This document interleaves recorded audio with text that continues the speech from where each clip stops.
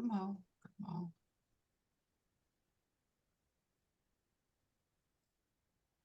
Welcome to Seasoned Women's Podcast, the podcast that is raw, real, and uncut. No topics are off limits. Seasoned women, we're going to make it make sense. I'm just saying. My name is Mary Dean, and I am the host for Seasoned Women and the queen of all seasons. My guest today is Barbara Bell with the League of Women Voters.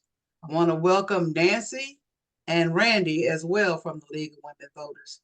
Welcome, everyone. Hi. Thank you. Thank you for joining. Thank you for inviting us. Thank you. Absolutely, absolutely. I'm going to read a little bit about Barbara Bell. Okay, y'all?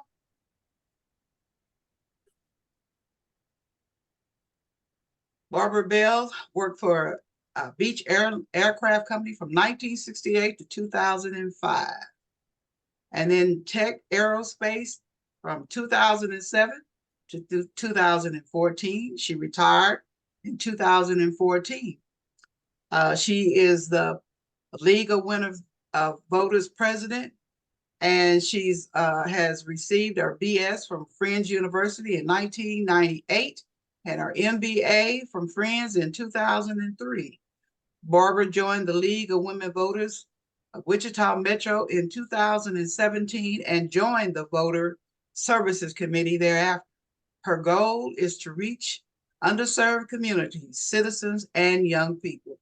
Since then, she has participated in voter registration, tabling at many community events, including Vote Mob, Juneteenth, Cinco de Mayo, Open Streets ICT, and Open Streets No More. She serves on the committee to plan the centennial in 2019, celebrating 100 years of women's right to vote. Naturalization ceremonies are held by the federal court once a month, where she and other league members are allowed to assist the new citizens in their voter registration. Other registration events have included early voting at La Familia, Evergreen, All-American Indian Center, and USD 259 new teacher orientations. She initiated and managed candidate forms for school board, county commissioner, city commissioner, etc. elections. Her current focus at this time is to visit government classrooms in high schools to reach the seniors who will turn 18 years before 2024 general election. Also, she has reached out to the top local assisted living facilities, offering the management assistance in getting their residents registered to vote and to request permanent advance ballots. There you go. That's Barbara Bell, y'all. Thank you, Mary. Thank you, Barbara. You've done a lot. Appreciate your service. So we're going to start with questions. Anybody, I'm starting with Barbara, and Barbara can pass it off to anybody that she wants, Nancy, Randi, to answer these questions. So first question, what initiatives is the League of Women Voters currently involved in to promote voter education and engagement? Barbara? We are currently involved in several initiatives, and as this election year gets started, we are going to the high schools to get the 18-year-olds registered to vote. In fact, I attended 2 classes this morning where approximately 40 young people registered to vote. And I'll be back at Southeast High School tomorrow, hopefully with the same success. Wow, that's great. Yeah, yes, our young people. That is our focus. That's great. We, as I mentioned in my resume, I really want to reach all of the retired people who have moved from their homes to the assisted living facilities. First, they must have re-registered to vote to begin with because their address changed. And because so many people may not be mobile, then we are working to encourage the care homes to issue applications for mail-in ballots. So these wonderful citizens, the citizens that made our country great, can continue to make contributions to our democracy. And if permanent applications are also available, and we'll be promoting that as well. We, because Nancy, can you think of any others? Before the last election, we did tabling events to reach out to the students at WSU, and I'm looking forward to doing that again this spring. It's been off to a little bit of a slow start, but that's on my agenda to work on. And of course, there is the naturalization ceremony that happens every single month. Do you think, ladies, that the elderly that are in facilities, retired facilities, and in their homes are ignored demographics when it comes to registration for them to vote? I do, Mhm. yes. One of the issues is that, for instance, if one wants to get an application for an advanced ballot, you have to go online. Mhm. And even at my tabling, when I've been tabling, there are folks who come up to me, some of our non-traditional students who come up to me at WSU and say, well, what about me? How can I get this? I don't have a computer. I purposely take classes where I don't need a computer. Mm. How do I do this? And when we have everything so focused on electronic access, it really limits things for the folks who are not electronic. Yes. And I think that's something that everybody should consider, because everybody doesn't have it. Everybody's not computer savvy and whatever, Exactly. so I don't know why that should not be high on everybody's list when it comes to registering people to vote. So, yes. Okay. How does the League of Women Voters address concerns about voter suppression and advocate for fair and accessible elections? Randy, would you like to answer this? I was holding on for the one about working as a community. Okay. Well, we are very conscious of voter suppression, and it can come in many forms. Um, we personally, as an organization, we're targeted, and we are no longer to personally register people to vote. And we do not want to be confused with an election worker. So since this came down from the Attorney General and the courts, we are assisting people to vote. And we can do that by, again, going to the high schools and the naturalization events that we go to. We have our computer tablets where we let the new citizens or the high school senior register themselves to vote. And that has been very effective lately. Even when the court case is decided, we may still continue to use these tablets. Excuse me. Of course, we're aware of voter suppression, whether it's limited polling sites, also the requirement that happened several years ago by the Attorney General that required photo issued IDs. Mm. Well, most of us have driver's licenses, and so we were prepared to do that. Well, the Native Americans in the reservations, they did not have driver's licenses or government issued Mm. IDs. But the tribal leaders did an excellent job in rising to the occasion. And were successful in getting the government issued IDs with photos to their citizens so they were able to vote. Okay. Does it make your job harder when the Supreme Court struck down and gutted a lot of the Voting Rights Acts of 1965? Does that make your job harder? And then I was looking on the news break today, and I seen that in Topeka, the Senate have these bills where they're trying to, get passed. I don't know if I hope it doesn't make it, but they're working on it to try to, suppress people in rural areas, our young people, and all of that. How do we work around? How do you work around this kind of nonsense? Nancy? Well, the co-presidents of the league work together with the league state board to follow these developments and to advocate on behalf of voters at the state level. We also share strategies from one league to another as far as what we're hearing from our county election officers.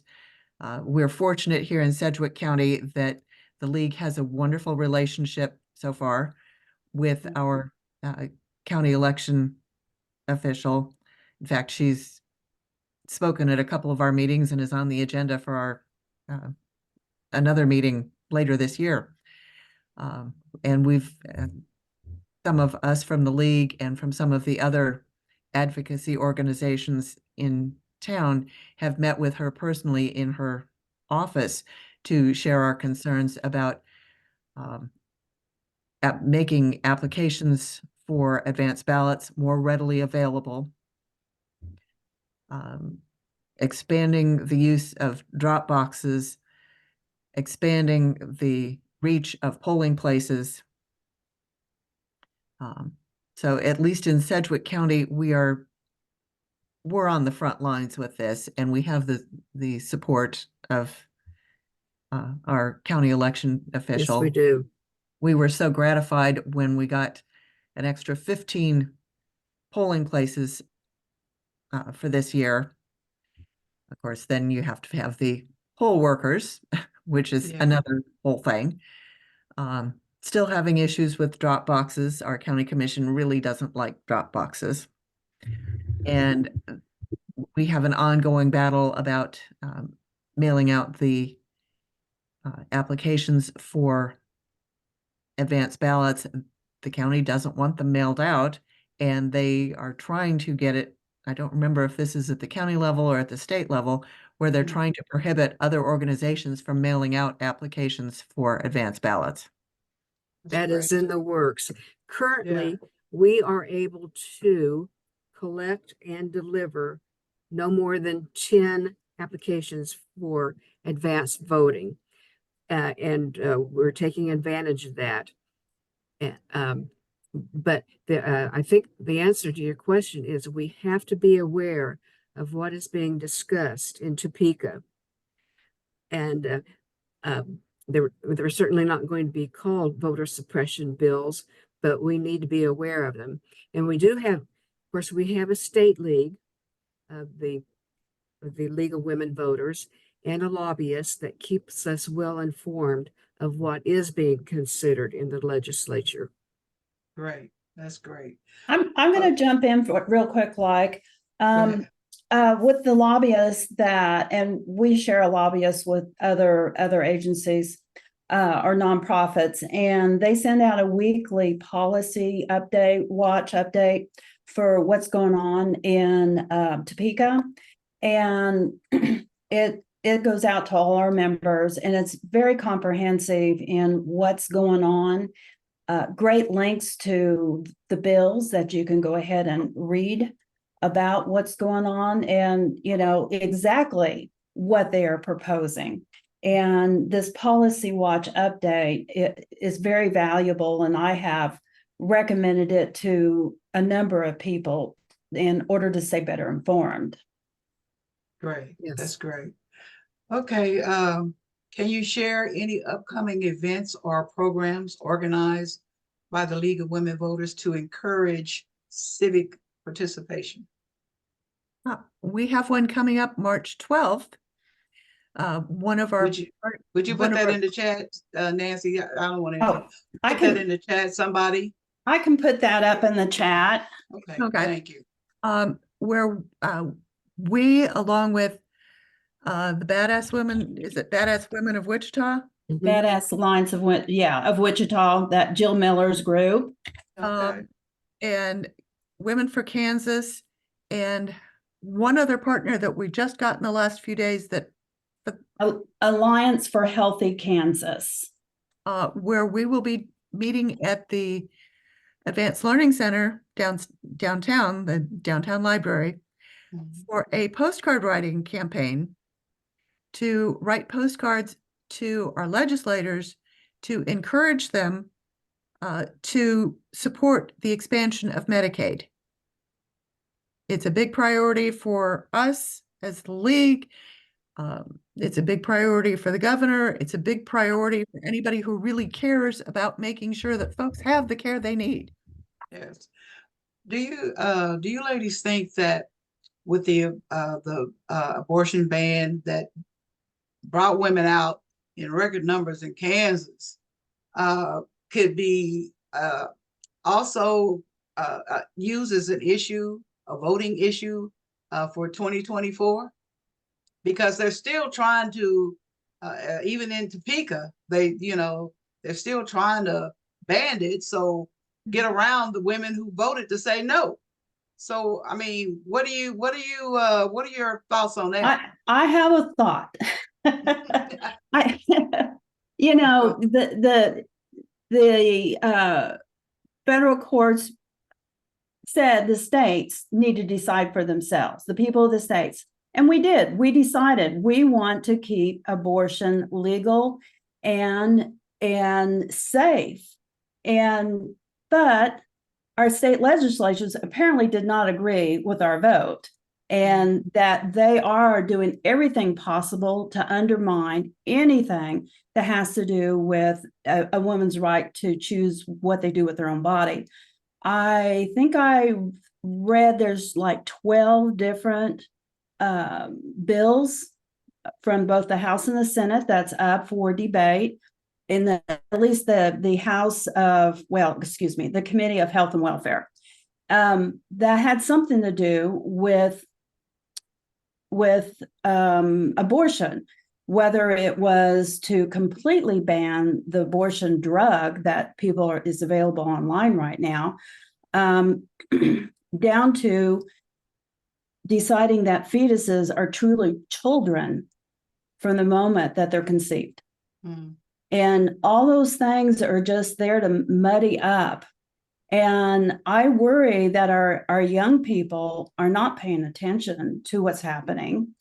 I'm not sure how to get them to pay attention to what's happening, because unless, maybe they all figure it out the last minute, but it's really important that young people stay connected and involved. It's so overwhelming for, I think, everybody to stay involved politically, that there is a disconnect. And I think we just got to keep working hard to bring people into the realization this is what's going on in Topeka, and you need to stay informed. You need to be talking about it. Right. And unfortunately, people quit talking about political issues because it has caused so much distress in so many people. Yes. Yeah, it's happening to everybody. My family, everybody, Yes. Some people just cannot talk about religion and abortion. That's a sore subject, but you're right, Randy. Just got to keep talking about it. It's an uncomfortable subject, but it's something that affects a lot of families. It just does. Absolutely. Okay. In what ways does the organization collaborate with other community groups to amplify its impact on issues like voting rights and civic education. And I think you kind of answered that with the groups that you're partnered, collaborating with to do registration. And I that's think- one yes, event. right- I'll let Barbara right- take this one. Okay, Okay. right before the pandemic, excuse me, Nancy. Um, um, Carol Neal, who was formerly the co-chairman of the voter services, and I developed an organization that we called the Wichita Voting Coalition. Mhm. And we brought together so many different organizations who had the same goals that we have. That's to educate our citizens, that's to get them out to vote, it's to get them registered to vote. And some of the organizations included the NAACP, Mhm. CLU, Trust Women, IRC, Sunflower Action, and Root the Power. And then we had the pandemic, and then things, as usual, you know, as it happened to everybody, kind of slowed down. But one group that we have stayed close with is Root the Power. Yeah. And we discovered them at an event, I think probably at Evergreen, where these lovely young ladies were registering people. And so I went up to them and had a conversation with them and found out that their goals were the same as the League of Women Voters. And one thing led to another, where we have been included in a lot of their events, and they come to our events. Okay. Specifically, we were able to arrange the community center on 9th to have a mob vote, which we have done in the past. Yeah. And the election commissioner provided the poll workers and allowed voting all day on a Saturday to enable the people in the neighborhood to walk to this event and register to vote. Okay. And that's one relationship I'm very pleased to be involved in. Jonathan Marshall leads this group. Are you aware of Jonathan? I know John Dillon. Yes, I know Yes. her very well. So, I was going to ask you as well. Have you partnered with Trudy Baker, who's with the Voter Empowerment Group? I am not familiar with that name, but I will make a note of it. Yeah, Her yeah. name's Trudy. Trudy Baker. Okay. And Barbara, I'll let me see if I have her number. I'll put it in the chat. Okay, Okay. I'll make sure I write it down. Yeah. One of the See, people, there are so many organizations who are working towards the same goal. Yes. And the 2024 is going to be such an important election. I think it's time to go back, get everyone together, Mm-hmm. do our goals, Mm-hmm. work together. Yes. I want to encourage people to sign up to be poll workers. And this would be a great, our organizations would be a very good group of people to get people signed up. And, Yes. you know, it's not the number of polling places lots of times that is the problem. It's having enough poll workers. And it's not an easy job. And I was going to say that too, because most of the poll workers that come out there, they're older. They're You don't old see like a lot of, me. yeah, Yes. you don't see a lot of younger people like, I don't know, is there an age limit to be a poll worker? Do you have to be 21 and up, No, 16. 16 and Yeah, up? Okay. 16. And at Okay. Southeast High School this morning, and of course I was promoting this morning. You know, you make $8.50 an hour. You get, there's 4 hours of training, you get paid for that, and then you get paid the actual day that you're working. the voting. And I was told that Southeast High School has already approved any student that wants to participate as a poll worker. I think that's a good idea. And parents have to give their permissions there too, Yeah. of course. I think that's a good idea to involve the youth in the voting process, because they need to understand how important it is, and who, you need to know who you're electing that's actually going to Yes. represent you. You really need to know that those people. Okay, ladies. All right. What role does the League of Women Voters play in advocating for changes in election policy or legislation to enhance democracy? Barbara, I'm Nancy. gonna let you choose who you want to speak on that. You speak on it, whatever. I'll let you do that. Well, I haven't been involved, so I'm sure Nancy has been, and that's we're discussing the electoral process. I don't know how far we've gotten into it, but I think that's relevant to your question. One of the things that the league at the national level is looking at is whether the Electoral College has perhaps outlived its usefulness. I'm limited in what I can say at this point because they're still working on how they want to roll out what they decide to do about that. But just know that that's on the radar at the national level, and they are making sure that it's on the radar at the state and local levels as well. And so stay tuned. There will be more news on that as soon as we're allowed to release it. Okay.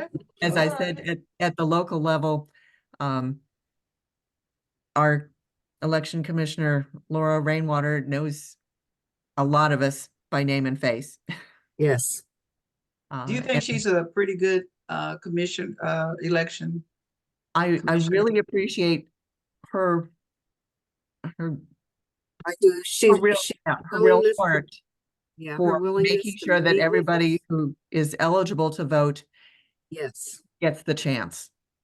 Yes. Everything we have advocated for with her, she has said, yes, I agree with you. This is something we need to work on. We are limited by what the county will fund. She is limited by what the county will fund and approve.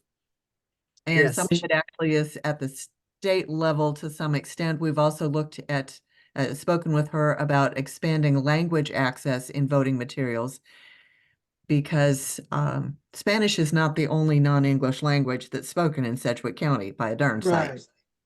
And while Sedgwick County doesn't legally meet the threshold for having to provide additional non-English resources, there are counties in western Kansas who don't meet the threshold who are doing it. And so this is one of the things that we're looking at going forward, is how we push for that, to get that accomplished, so that our new citizens who don't speak English can still vote and know what they're voting for without having to have somebody interpret for them. Absolutely. Yes. So, yeah. That's good. That's good. Good answers, ladies. I'm enjoying this. I'm learning a little bit myself. What challenges does the organization face in its efforts to promote civic engagement, and how does it address those challenges? Can I take that one, Barbara? Yes. Everybody got used to being in their houses. Yes. And we're having the devil's own time prying them loose to get out to anything, unless it absolutely positively trips their trigger. Getting folks, I mean, we have well over 100 members, paid up members. But if we have 30 people at a unit meeting, it's a really good night. We have to beat the bushes and beg and cry and scream to get volunteers to staff tabling at events. I'm tired. I feel you, Nancy. I do. I know it's not just us. We have it's not just us. I attend, all the groups I go to. Well, and just to reiterate, we still have that issue that we can't hand over and help people to directly sign up to vote. We have to do it through tablets and discussion. And I don't recall what's all going on, but there's still a lawsuit going on that on our behalf, and we're still waiting on that to be heard. That is That's right, scheduled to be heard within the next month. And Okay. there are a couple of different facets of it that are being heard. Mhm. And the state Supreme Court has elected to hear them together. So everybody will get all their answers at once. Okay. And You so know, I think everybody's trying to figure out in various organizations, what buttons can you push to get people out, to get them involved and engaged and empowered to do what they need to do for not just anybody, but for themselves and their families. You know, when you're looking at your children, you know, really you're out there really supposed to be fighting for them, because we're supposed to be the ones, people paved the way for us. We're paving the way for somebody else, right? Exactly. So how do Exactly. we, it's not just the young people that we're trying to get engaged and involved, it's the old folks too.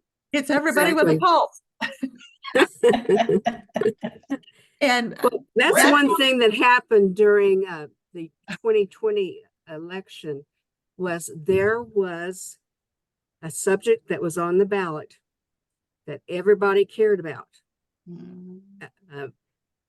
either way. And they thought they were I, being sneaky by putting it on a primary ballot, but we snuck right around them for that one. yes, a primary ballot was an interesting choice. Oh, well, not really, because they were counting on getting the answer they wanted, and they're still counting on getting the answer they want. We're still They working on count it. on people not turning out to vote. Yeah. Well, they were surprised, and we were together with many organizations that got the word out. We had signs. We had meetings downtown where people come and pick up a sign that they could put in their yard, and we all worked together to get the word out. Now, if there was something controversial on our ballots this year, that might add interest, but people need to realize that local elections really do determine Yes. the taxes, the roads, the judges, the people who really directly impact our Absolutely. lives. And so it shouldn't have to take a real controversial subject to get people out to vote, but sometimes it has. Yes. Yeah. And I've seen that was one of the other things I personally was, as one of the co-presidents, I was allowed to address the challenge of getting people out to vote for the local elections, because as one of two people who's empowered to speak on behalf of the local league, I ended up getting interviewed 6 times in the space of 4 weeks, 4 different television stations, including one Spanish language one, so they had to use an interpreter, and 2 different newspapers on the importance of voting in your local election, getting everybody you know to vote in their local election, because these are the folks who have the control over whether your pothole gets fixed, whether the street lights work, what your water quality is, Where what's your kids go to school. yeah, Yeah. what Yes. taught or not taught in your schools. These are the Yes. folks who affect your life every single solitary day. Every day. Every day. So I had a chance to put my money where my mouth was. Okay, Nancy. Okay. Can you stress how important it is for people to register to vote, and how important is the 2024 presidential and state and federal elections? I mean, I think you touched on it, Yeah, Nancy, and importance. It's This- important. Yeah, breathing, heartbeat, yes, water, food, voting. yes. It's in the top 5. Hey, Nancy, can you put those in the chat? Because that can be used. A t-shirt need to be made on that one. Come on. I like that. Okay, I'll get that for written. While Can I'm I- writing somebody else One to of the talk. things we deal with is that, well, my vote doesn't count. Yeah, And I've tried to develop a narrative to share my thoughts about, okay, Kansas is a Republican state, but we don't need Democrats saying, oh, it doesn't do any good to vote. right. We need to get the message across that the more Democrats that vote, the more it will get the opposite party's attention. Mm-hmm.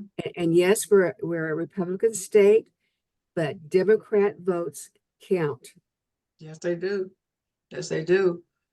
All right, ladies, we're coming to the end almost, and I would like to know how, can you tell people how they can get in touch with the league and, to be either members or volunteers?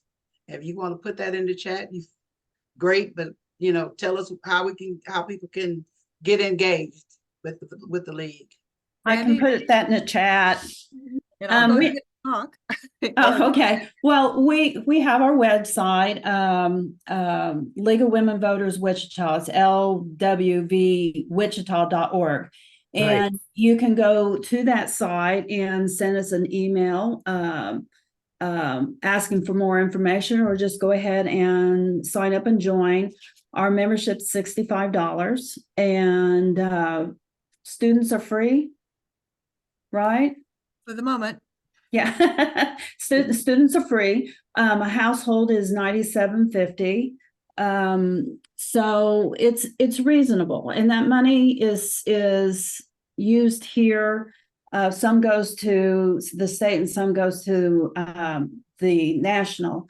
But the extra money stays here in Wichita, and we use that to help sponsor events that we can bring people in. Okay. Okay. Well, we also Nancy? have Facebook. I think we still Oh, have yes. Instagram. Yeah. Yeah. If you Google League of Women Voters Wichita, in fact, that's how I found it the first time, was I Googled League of Women Voters Wichita. okay.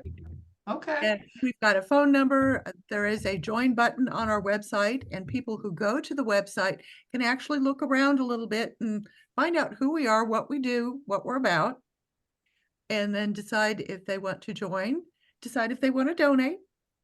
Another thing is, come to some of our events. A lot of our events are free.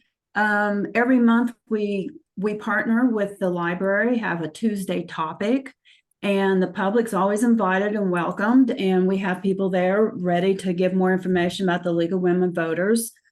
We had a very popular one from people came and talked about the Marion County when the publisher there was raided and their equipment was taken. It was a very interesting panel discussion. So we're bringing events to the public that they can learn a variety of things and talk to us. Okay, I'll put my email in the chat. So when you have events, share it with me, and I will share it with everybody, with people that I. Well, thank you very much, because I We know will. that you have lots of supporters, lots of followers, and we will certainly do that. And we Well, appreciate your offer. Absolutely. Anything to get people engaged and, to do the right thing for themselves. Yes. Additionally, most of our monthly unit meetings, which are on the fourth Monday of every month, except during the summer, we miss a couple months.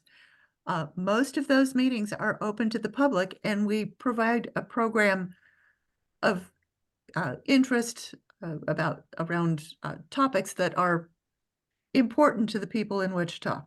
Okay. And so, Alright. except for the ones where we're doing actual league business, those meetings are open. And they Okay. on the library schedule. Again, we're back at the downtown library for that.